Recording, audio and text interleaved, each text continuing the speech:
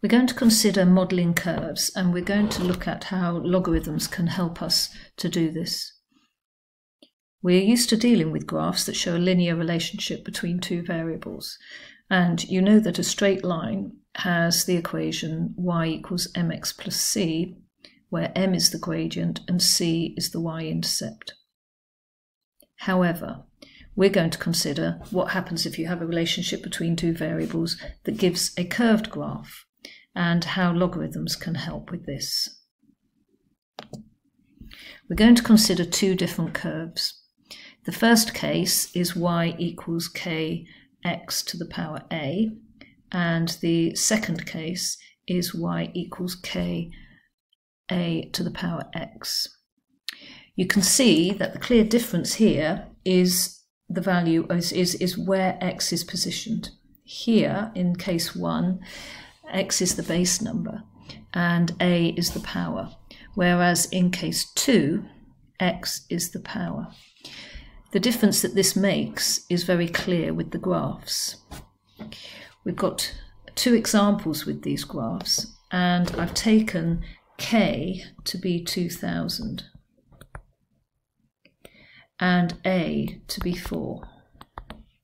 So in case 1, our graph becomes y equals 2000 x to the power 4. Clearly this is a quartic graph, and you can see from the diagram that it is symmetrical. It goes through the point 0, 0, because when x is 0, x to the power 4 is 0.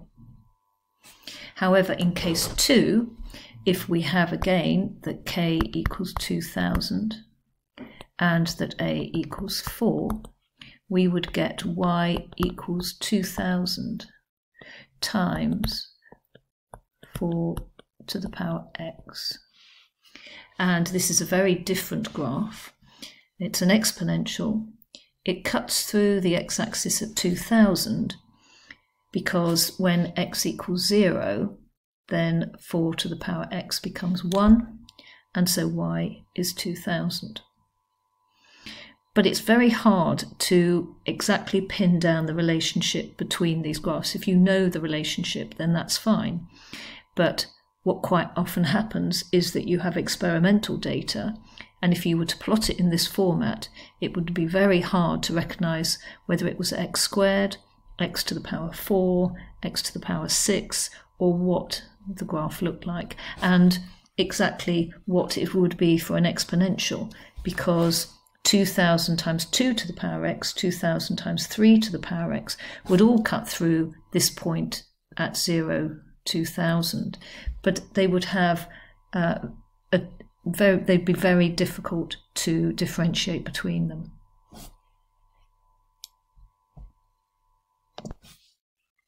So we're going to consider two different examples, one for case 1 and one for case 2. This is the example for case 1. We're told the percentage of the adult population visiting the cinema in Great Britain has tended to increase since the 1980s. The table shows the results of surveys in various years. T is the number of years since the survey began, and P is the percentage of the population. We are told that the growth may be modelled by an equation of the form P equals a t to the power b. You can see here that P and T, which are the two variables, are in the position that we had in case 1 before. In other words, T is the base rather than the power. If we were to draw this graph, then we would have a graph which would be a curve, but we're going to see whether or not we can actually get a little bit more information by trying to find a linear relationship. Now, in order to do that, we're going to look at log to the base 10 of t and log to the base 10 of p. Two of these values are already calculated. Log to the base 10 of 11 is 1.04, and log to the base 10 of 54 is 1.73. You can check those values on your calculator. You can also work out the values of the rest of the table. So we've got the values on the table now. Hopefully they're the values that you got. And we're going to look at these values of log to the base 10 of t and log to the base 10 of p. But how do they help us? Well, if we go back to our original equation, which was modelling, of p equals at to the power b, I'm going to take the logarithm to the base 10 of both sides. So log to the base 10 of p equals log to the base 10 of at to the power b. Log to the base 10 of p equals, and I'm going to use my log rules on the right hand side, and this becomes log to the base 10 of a plus log to the base 10 of t to the power b. This power can now be brought to the front, and I'm going to have log to the base 10 of p equals b log to the base 10 of t plus log to the base 10 of a. Now, this is starting to look a little bit more familiar, and what we can see is that this is resembling y equals mx plus c.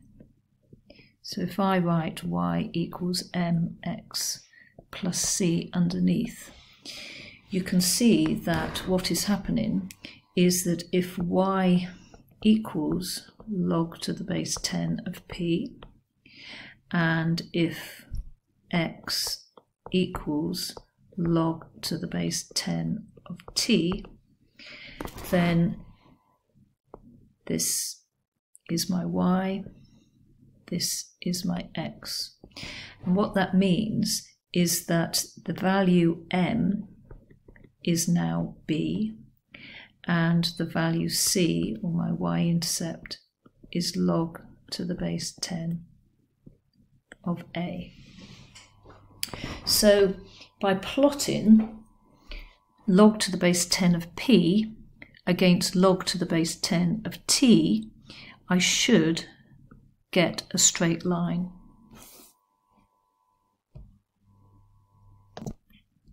So I've plotted these points, and you can see that they are sitting not on an exact straight line, but if I draw a line of best fit going through them, you can see that they are sitting very close to that line, which is what we would expect because we rearranged our equation into the format of log to the base 10p against log to the base 10 of t.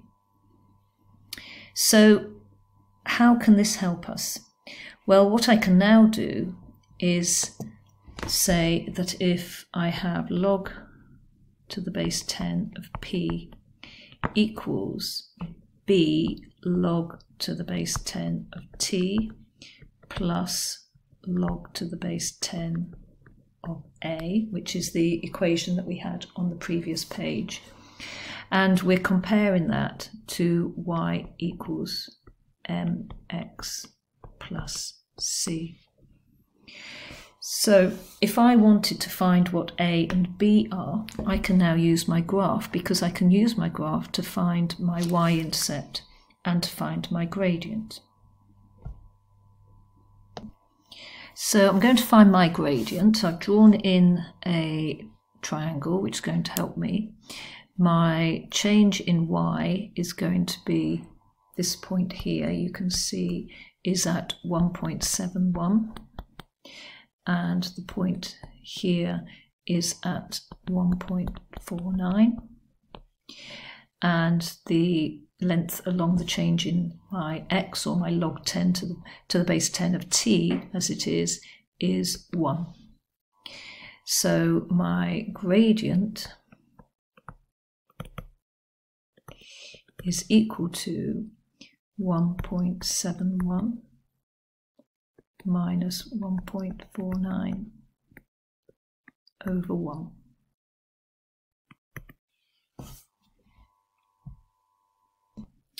And that equals 0.22.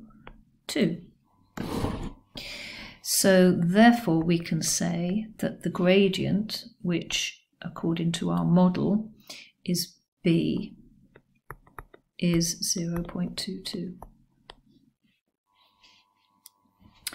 The y-intercept is quite clearly this value here, and that is 1.49. So as the y-intercept is 1.49, we can say that that must be the value of log to the base 10 of A,